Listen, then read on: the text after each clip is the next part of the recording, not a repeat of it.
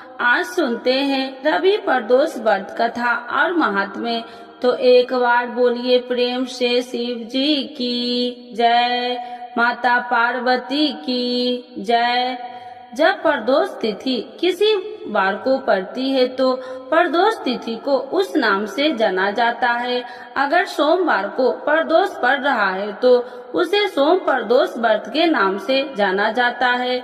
वही रविवार के दिन अगर प्रदोष पड़ रहा है तो उसे रवि प्रदोष व्रत के नाम से दिन कहा जाएगा। रवि प्रदोष व्रत की कथा सुनने व पढ़ने से जीवन के सभी कष्ट दूर हो जाते हैं और भगवान शिव की असीम कृपा प्राप्त होती है। त्रयोदशी के दिन जो वार पड़ता है उसी का त्रयोदशी प्रदोष व्रत करनी चाहिए और उसी दिन की कथा पढ़नी व सुननी चाहिए।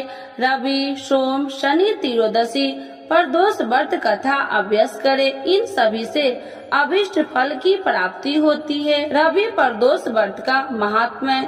एक समय सर्व प्राणियों के हित परम पावन भागीरथी के तट पर एक ऋषि समाज द्वारा विशाल गोष्ठी का आयोजन किया गया। विद्वान ऋषियों की एक चित सभा में वैश्य जी के परम शिव पुराण वेता सूत जी महाराज हरि कीर्तन करते हुए पधारे। सूत जी को देखते ही शौनकादि 88,000 ऋषि मुनियों ने खड़े होकर दंडवत प्रणाम किया। महाज्ञानी सूत जी ने भक्ति भाव से ऋषियों को हृदय से लगाकर तथा आशीर्वाद दिया। विद्वान ऋषिगण और सब शिष्य आसनों पर विराजमान हो गए।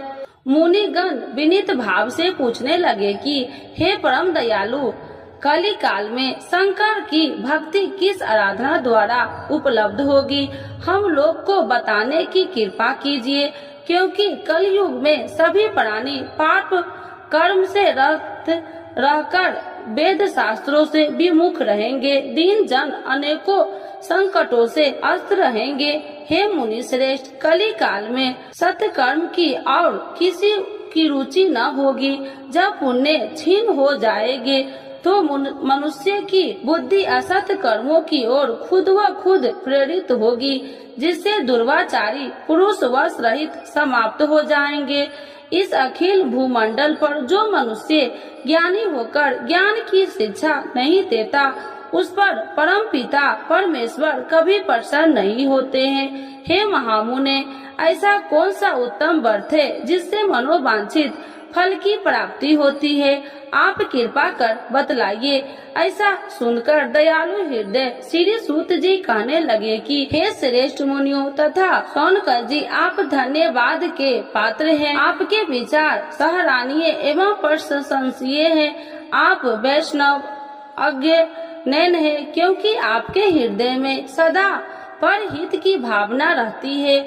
इसीलिए शौनकादिक ऋषियों, सुना, मैं उस व्रत को तुमसे कहता हूँ जिसके करने से सब पाप नष्ट हो जाते हैं।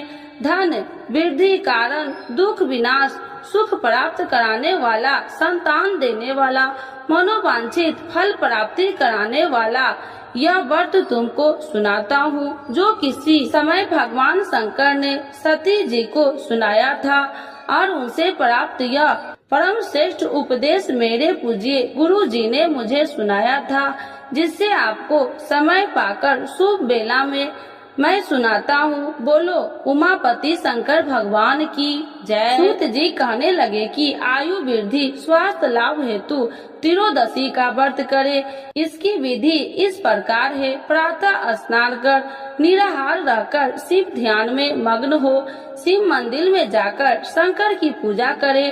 पूजा के पश्चात अर्घ पुण्य त्रिपुण का तिलक धारण करे, बेल पत्र चढ़ाए, धूप दीप अच्छा से पूजा करे, ऋतु फल चढ़ाए, ओम नमः शिवाय मंत्र का रुद्राक्ष की माला से जप करे, ब्राह्मण को भोजन कराकर सामर्थ्य अनुसार दक्षिणा दे। सत्य भाषण करना परम आवश्यक है।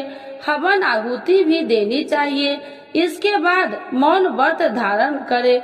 बढ़ती मंत्र श्री ही कल्ली नमः शिवाय स्वाहा से आहुति दे, इससे अभिष्ट फल की प्राप्ति होती है। बढ़ती पृथ्वी पर शयन करे, एक बार भोजन करे, इससे सर्व कार्य सिद्धि होते हैं। श्रावण मास में तो इसका विशेष महत्व है। यह सर्व सुख धन आरोग्यता देने वाला है। यह व्रत सभी मनोरथों को पूर्ण करता है। हे ऋषिवरों, यह प्रदोष व्रत जो मैंने आपको बताया, किसी समय शंकर जी ने सती को और वेद व्यास मुनि ने मुझको सुनाया था। शौनकादि ऋषि बोले, हे पूज्यवर महात्मे, आपने यह व्रत परम गोपनीय मंगल पद कष्ट निवारण बतलाया है। कृपया यह बताने के कष्ट करे कि यह व्रत किसने किया और उसे क्या फल प्राप्त हुआ। रवि प्रदोष व्रत की कथा। सूत जी बोले, हे विचारवान ज्ञानियों, आप शिव के परम भक्त हैं। आपकी भक्ति देखकर मैं व्रती पुरुषों की कथा सुनाता हूँ। एक गांव में अति दीन ब्राह्मण निवास करता था। उसकी स्वाधी स्त्री प्रदोष व्रत किया करती थी। उसे एक ही पुत्र रतन था। एक समय की बात है, वह पुत्र गंगा स्नान करने के लिए गया। दुर्भाग्यवश मार्ग में चारों ओर से उसे घेर लिया और वे कहने लगे कि हम तुम्हें मारेंगे, नहीं तुम अपने पिता के गुप्त रत्न के बारे में हमें बता दो। बालक दीन भाव से कहने लगा कि हे बंधुओं, हम अत्यंत दुखी दीन हैं, हमारे पास धन कहाँ है। चारों ने कहा कि तेरे इस पोटली में क्या बंधा है। बालक ने निसंकोच कहा कि मेरी माँ ने मेरे लिए रोटियां दी है। यह सुनकर चारों ने अपने साथियों से कहा कि साथियों, यह बहुत ही दीन दुखी मनुष्य है, अतः हम किसी और को लूटेंगे। इतना कहकर चारों उस बालक को जाने दिया। बालक वहाँ से चलते हुए एक नगर में पहुँचा। नगर के पास एक बरगद का पेड़ था। वह बालक उसी बरगद के पेड़ के वृक्ष की छाया में सो गया। उसी समय उस नगर के सिपाही चोरों को खोजते हुए उस बरगद के पेड़ के वृक्ष के पास पहुँचे और बालक को चोर समझकर बंदी बना राजा के पास ले गए। राजा ने उसे कारावास में बंद कराने का आदेश दिया। उधर बालक की माँ भगवान शंकर जी का प्रदोष व्रत कर रही थी। उसी रात राजा को स्वप्न हुआ कि यह बालक चोर नहीं है, प्रातः काल ही छोड़ दो, नहीं तो आपका राज्य वैभव सब से ही नष्ट हो जाएगा। रात्रि समाप्त होने पर राजा ने उस बालक से सारा वृत्तांत पूछा। बालक ने सारा वृत्तांत राजा को सुना दिया। बालक की बात सुनकर राजा ने सिपाही भेजकर बालक के माता पिता को पकड़वाकर बुला लिया।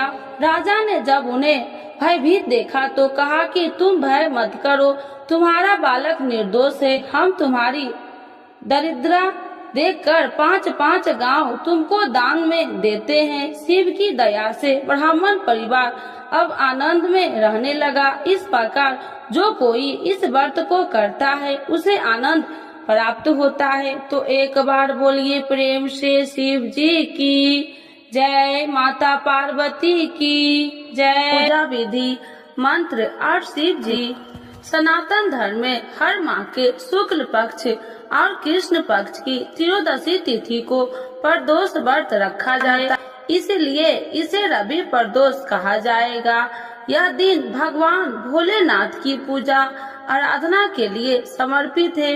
मान्यता है कि प्रदोष व्रत के शिव पूजन करने से सभी दुख दूर होते हैं और शिव जी अपने भक्तों को धन सुख समृद्धि का आशीर्वाद देते हैं। इस दिन शाम को 6:51 से लेकर रात 9:02 तक प्रदोष काल मुहूर्त में शिव जी की पूजा की जाएगी। रवि प्रदोष व्रत की पूजा विधि। रवि प्रदोष व्रत के दिन सुबह जल्दी उठे, स्नान आदि के बाद स्वच्छ कपड़े पहने, मंदिर की साफ सफाई करे, फिर शिव जी को धूप दीप और नैवेद्य अर्पित करे।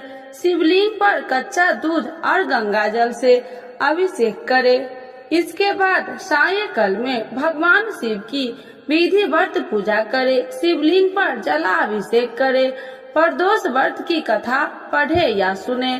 शिवलिंग पर बेलपत्र, फूल, धतूर, आग के फूल और भस्म चढ़ाए। इसके बाद शिव जी के मंत्र ओम नमः शिवाय का 108 बार जाप करे और अंत में शिव गौरी समेत सभी देवी देवताओं की आरती उतारे।